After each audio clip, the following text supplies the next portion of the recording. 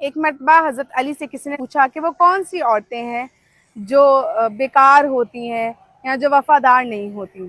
حضرت علی نے کہا میں تمہیں 10 عورتوں کا بتاؤں گا جو بیکار ہوتی ہیں، وفادار نہیں ہوتی، اور وہ اچھی عورتوں میں ان کا شمار نہیں ہوتا۔ پہلے وہ جو اپنے شوہر کی نافرمان ہوتی ہیں، یعنی کہ جو اپنے شوہر کی بات نہیں مانتی، وہ جو کوئی بھی حکم دیتا ہے وہ اس کے خلاف ورزی کرتی ہیں، ایسی عورتیں بیکار ہوتی ہیں اور ان کا شمار اچھی عورتوں میں نہیں ہوتا اور وہ بے وفا بھی ہوتی ہیں۔ دوسرا، بد زبان عورت جو اپنے شوہر کے آگے زبان درازی کرے، بات بات پر اس کو طعنے دے، ایسی عورت کا شمار بھی بیکار اور ایسی عورتوں میں ہوتا ہے جو وفادار نہیں ہوتی اور اچھی عورتیں نہیں ہوتی۔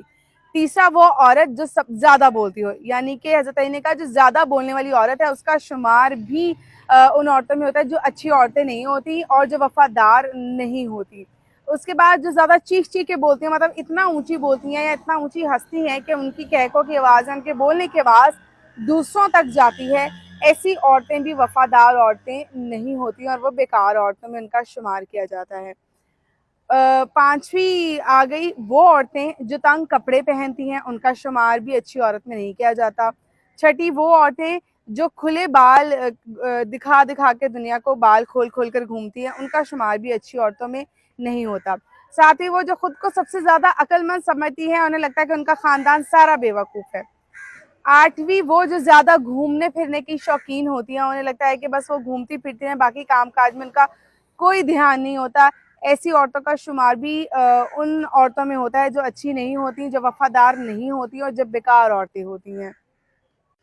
نویں، وہ جن عورتوں کو بہت زیادہ سونے کا شوق ہوتا ہے، وہ صرف سوئی رہتی ہیں اور باقی گھر کے کام کاج کا انہیں کوئی اتا پتہ نہیں ہوتا، ایسی عورتوں کا شمار بھی بیکار قسم کی عورتوں میں ہوتا ہے، یعنی کہ اچھی عورتوں میں نہیں ہوتا۔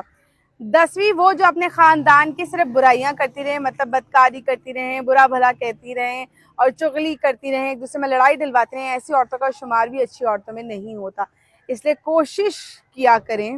یہ ان تمام عورتوں کے لیے ایک پیغام ہے، کوشش کیا کریں کہ اچھی عورت بن کے رہیں۔ یہ دنیا داری کے لیے نہیں ہے کہ آپ دنیا کو دکھاوے کے لیے ایک اچھی عورت بن جائیں، اب اپنے کردار کے لیے، اپنے اللہ کو، اپنا آپ کا جو مالک ہے، رب ہے، اس کو راضی کرنے کے لیے اپنے آپ کو بہترین انسان بنائیں۔ جب آپ بہترین انسان بننے کی کوشش کریں گی تو آٹومیٹکلی آپ بہترین عورت بننے کی طرف بھی اس راہ پر گامزن ہو جائیں گی۔ اس لیے